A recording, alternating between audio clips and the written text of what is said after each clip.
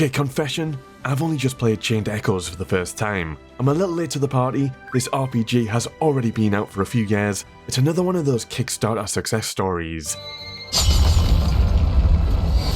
A 16-bit RPG with giant robots, magic and kingdoms at war. Join me as I explore whether it was worth missing out on, or if it's a case of better late than never.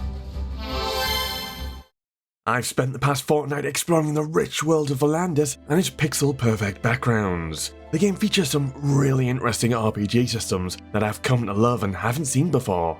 But I think where Chained Echoes really shines is in its world building and storytelling. It presents a more mature, darker story that explores different kingdoms and the political intrigue between them. It's not entirely clear who's good or evil. Instead, we get to see the perspectives of different kingdoms or factions, and the shades of grey in their actions and decisions. We get to explore and see how religion can influence the story, and witness the harsh realities of war and its impact on society.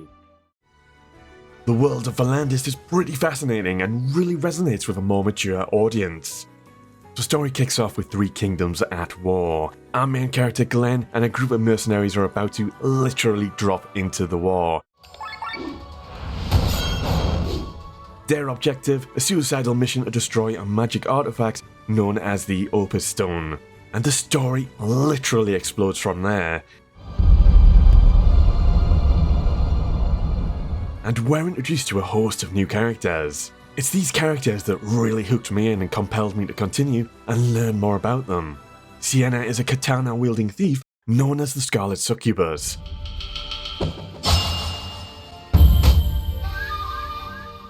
Len is a magic spear wielder that hides her identity as a princess. Victor is a magical bard who is too nice for his own good. There's definitely something going on with this guy. Early on, a festive carnival reminded me a little of how Chrono Trigger begins, and shortly after that, these characters' stories interweave with each other. I found myself hooked in by a lot of these main characters, and was not disappointed by their developments through the narrative.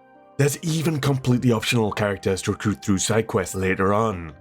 Quickie, really want to level up my subscriber count because that's going to unlock early review copies of games. Here on Peter Bytes I cover lots of RPGs, lots of Final Fantasy VII Rebirth lately, but I'm so behind all the big organisations because I don't get any early review copies. So if you consider subscribing or liking the video, it would be a huge help. Thank you. So yeah, it's a classic turn-based RPG, reminiscent of those old school ones where you'd ransack every home in sight, hunting for treasures. I love that's still a thing in some RPGs. You'll traverse expansive regions, finding plenty of treasures and secrets along the way. But let's talk combat, because a significant portion of your time in Chained Echoes is going to be eaten up by battling it out in turn-based combat. Well, the combat is turn-based with a little twist. There's this overdrive bar at the top left. It's a bit of risk-reward. Certain actions will fill this bar and your party will perform better while it's in the green. However, if you get too aggressive and not conservative enough, you'll overload the bar, resulting in extra damage and other penalties to your party. Overall, I don't think combat was too challenging.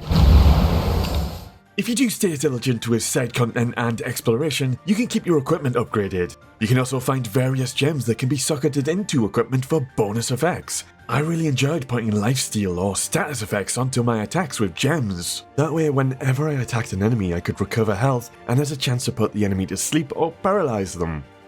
I do have one gripe with the gem management system. I wish there was an option to transfer gems automatically from old weapons and armor to new ones, rather than having to manually unsocket and resocket them into every new piece of equipment I acquired. Could be a bit of a pain in the arse, but other than that, big thumbs up from me. There's another decent feature unlocked through these mysterious statues scattered throughout the game world. You'll have to find and discover them, but they offer challenging trial fights that reward you with class emblems such as Warrior, Healer, Monk and Summoner. Equipping these class emblems to your party members doesn't just boost their powers, it also allows for deeper customization. So for instance, assigning the Summoner emblem can enable a character to partially adopt the traits of a Summoner, and that includes summoning pets. This system adds a layer of strategic depth to party management and allows you to further customize your party members.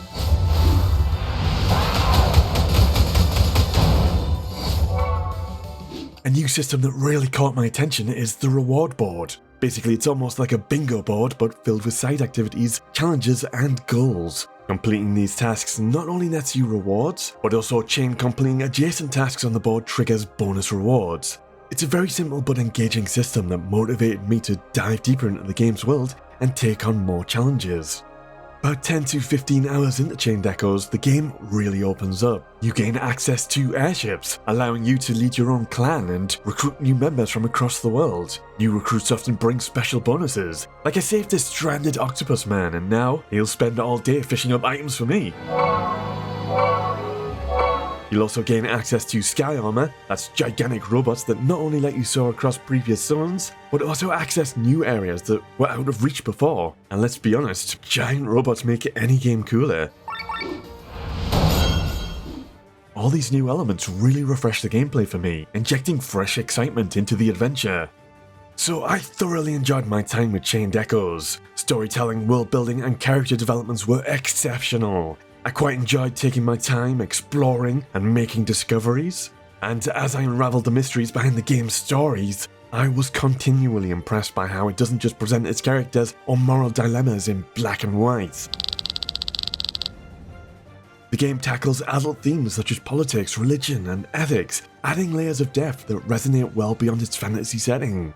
While I do have some mixed feelings about the ending, the overall experience was compelling, cementing Chained Echoes as a classic but modern RPG. I'm planning a video to delve deeper into character stories, but no spoilers here though. Some of the monsters and locations did remind me a bit of Final Fantasy XI, maybe I just played way too much of that, but there were definitely some Chrono Trigger vibes which only added to the game's charm for me. For RPG lovers in search of your next adventure, maybe like me you missed Chains of Echoes at launch, it does not matter, it's absolutely worth going back for, and hey, possibly at a discounted price. Peace for now.